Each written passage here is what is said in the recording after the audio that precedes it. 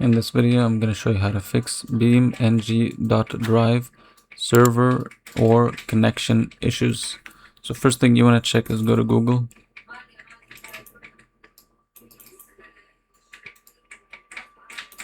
So here type BeamNG.drive down.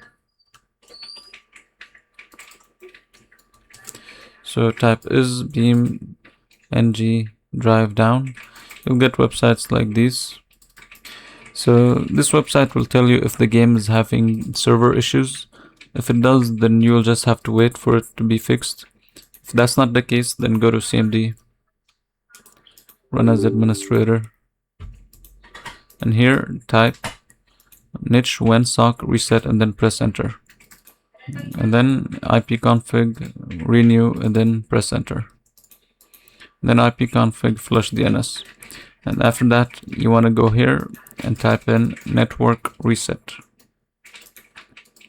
Click reset network and this should fix your error.